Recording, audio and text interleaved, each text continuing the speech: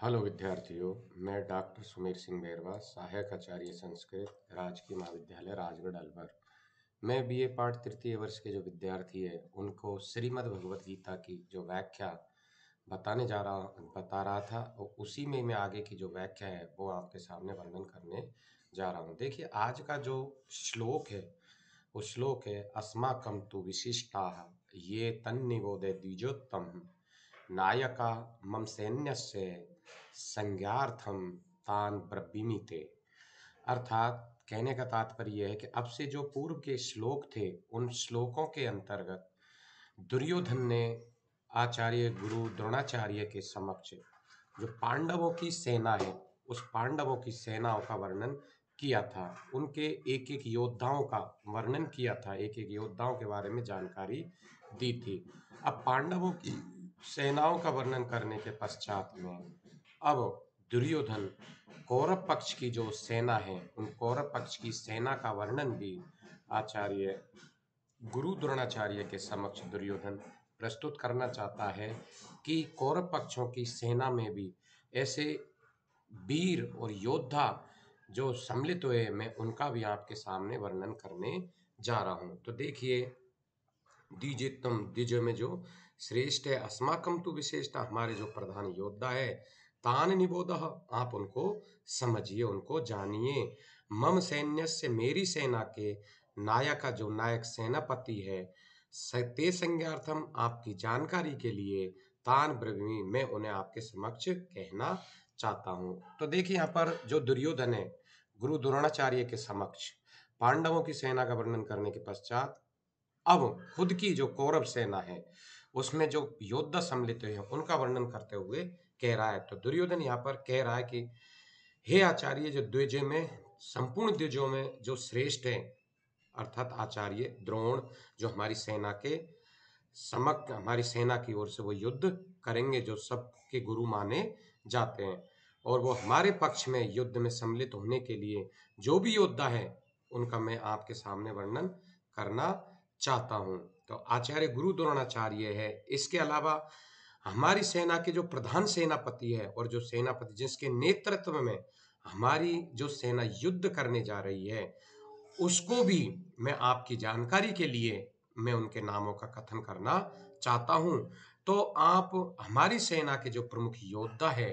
जो इस युद्ध भूमि में उपस्थित हुए हैं उनको आप अच्छी तरह से समझ लीजिए, जान लीजिए। तो दुर्योधन यहाँ पर कौरव पक्ष की जो सेना में प्रस्तुत हुए जो योद्धा है उन योद्धाओं का वर्णन करना चाहता है और वो गुरु द्रोणाचार्य से उनके सामने प्रस्तुत करना चाहता है। अब देखिए, इसमें किन किन जो विशेष है उन विशेषों का वर्णन यहाँ पर किया गया है। तो विशेष में दुर्योधन की नेतृत्व कुशलता, इस विशेष के अंतर्गत या इस श्लोक के अंतर्गत दुर्योधन की जो नेतृत्व कुशलता है और युद्ध नीति की जो क्षमता है वो यहाँ पर एक तरह से अभिव्यंजित हो रही है। दूसरा है जैसे शत्रु पक्ष और स्वपक्ष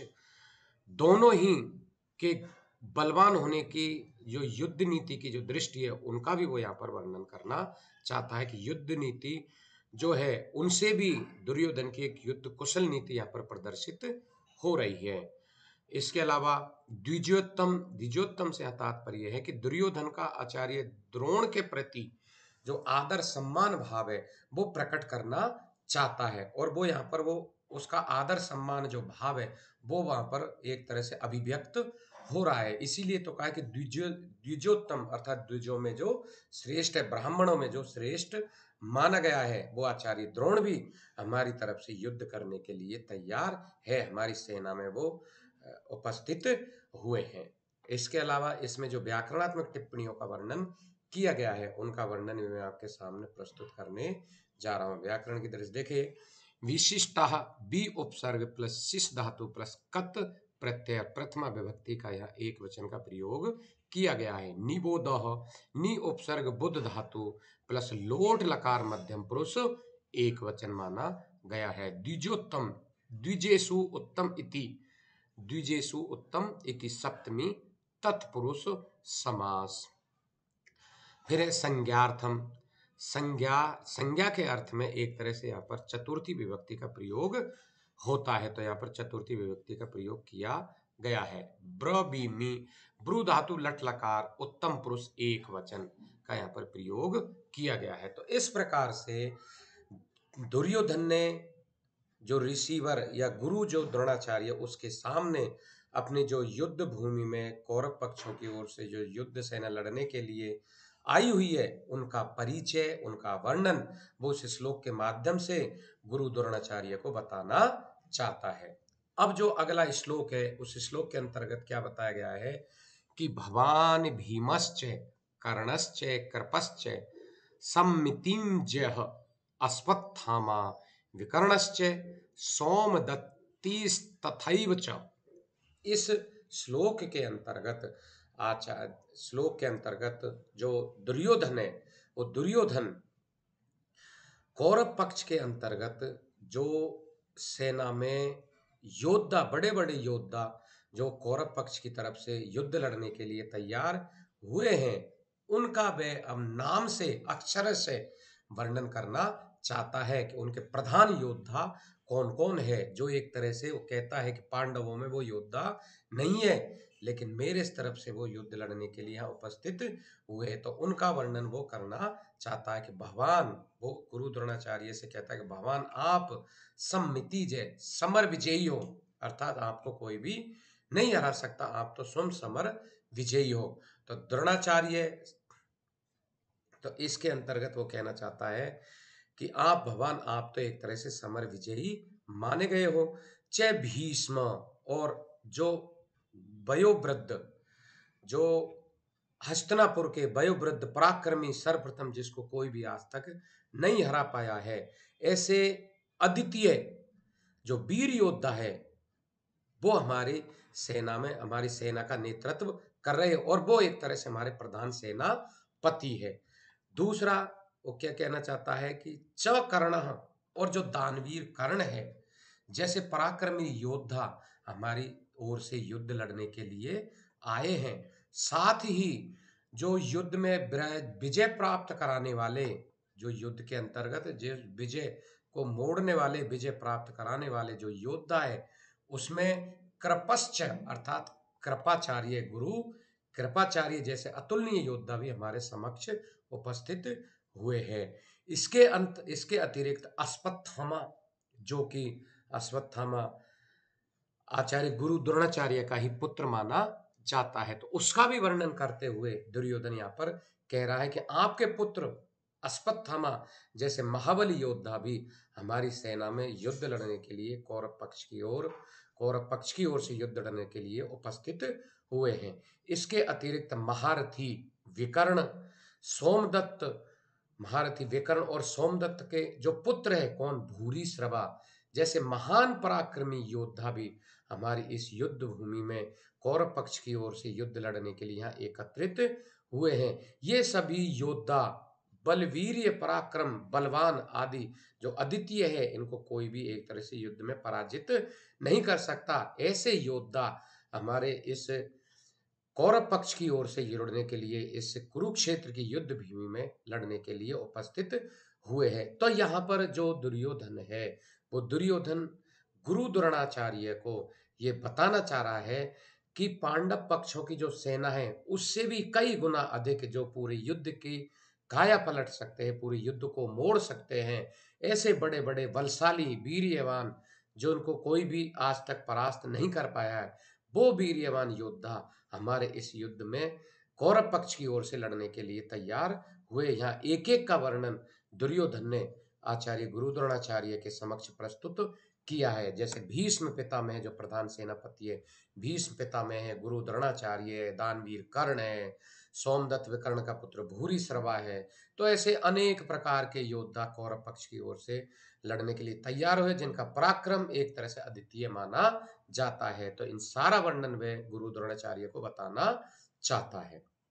अब देखिए इसमें जो विशेषों का वर्णन किया गया है, विशेष में क्या बताया गया है कि भगवान, भगवान मतलब आप द्रोणाचार्य कौरव तथा पांडवों को धनुर्विद्या सिखाने वाले गुरु भगवान आप, इसीलिए यहाँ पर प्रयोग भगवान शब्द का प्रयोग किया गया है कि गुरु द्रोणाचार्य के प्रति जो दुर्योधन का श्रद्धा भाव और सम्मान यहाँ पर प्रस्तुत हुआ है, यह उनका प्रस्तुत करना चाहता है। फिर है भीष्म, जो कुरु नरेश शांतनु तथा गंगा की कृपा से जो उत्पन्न अष्टम वसु, जो आठवां पुत्र माना गया है, वो जो आठवां पुत्र शांतनु का माना गया है, जो कि प्रदत्त नाम से, देवव्रत के नाम से भी उसको जाना जाता है, जिसने पिता की आजीवन विवाहित रहने की कठोर प्रतिज्ञा करने के कारण भी उसका नाम भीष्म पड़ा है। तो वो भी इस हमारी युद्ध भूमि में लड़ने के लिए तैयार हुआ है। कर्ण, जो कुमारी अविवाहिता अर्थात कुंती कुंती पुत्र सूर्य की कृपा से जो उत्पन्न हुआ, जिसको कि भगवान के भाई से ही एक तरह से कवच और कुंडल धारी पुत्र है, वो भी हमारे यहाँ जो जन्मोपरांत कुंती के द्वारा उसका परित्याग कर दिया गया था, वह भी हमारी तरफ से कौरवों के पक्ष में युद्ध लड़ने के लिए तैयार हुआ है। और जो कृपाचार्य जो गौतम मुनि का पौत्र माना जाता है, वो भी हमारे यहाँ पर लड़ने के लिए आया हुआ है। अश्वत्थामा कृपी द्रोणाचार्य से उत्पन्न, जो द्रोणाचार्य का पुत्र है, उससे उत्पन्न जो पुत्र जो अत्यंत क्रोधी और तेजस्वी है, वह चिरंजीवी योद्धा भी, आपका पुत्र भी हमारी तरफ से लड़ने के लिए तैयार हुआ है, वो भी एक तरह से आया हुआ है। तो यहाँ पर एक तरह से कई प्रकार के विशेषों का वर्णन एक यहाँ पर किया गया है। और इसमें जो मुख्य बात मैं हर श्लोक के अंतर्गत आपको बताना चाहता हूँ कि इसमें अनुष्टुप छंद का प्रयोग हुआ है, जो पूर्व श्लोकों के अंतर्गत भी आप लिखते हुए आहे वो श्लोके षष्ठम गुरुर्गेयम सर्वत्र लघु पंचमम द्विचतुष्पादियो ह्रस्वम सप्तमम दीर्घ मन्ययो हो। तो इस प्रकार से यहाँ पर अनुष्टुप छंद का भी प्रयोग हुआ है। अगला है व्याकरणात्मक टिप्पणी, जो कि इसमें मेन जो व्याकरणात्मक टिप्पणी मानी जाती है, जैसे भगवान भवत प्लस प्रथम विभक्ति का एक वचन, सम्मतिम जयति यस इति बहुव्रीहि समास, सोमदत्ति सोमदत्तस्य अपत्यम पुमान सोमदत्त अर्थात सोमदत्त का पुत्र माना गया है। तो इस प्रकार से इन दो श्लोक जो मैंने आज आपको बताए हैं, इन दो श्लोकों का वर्णन आपके सामने प्रस्तुत किया है, निश्चित रूप से आपके समझ में आएगा। धन्यवाद।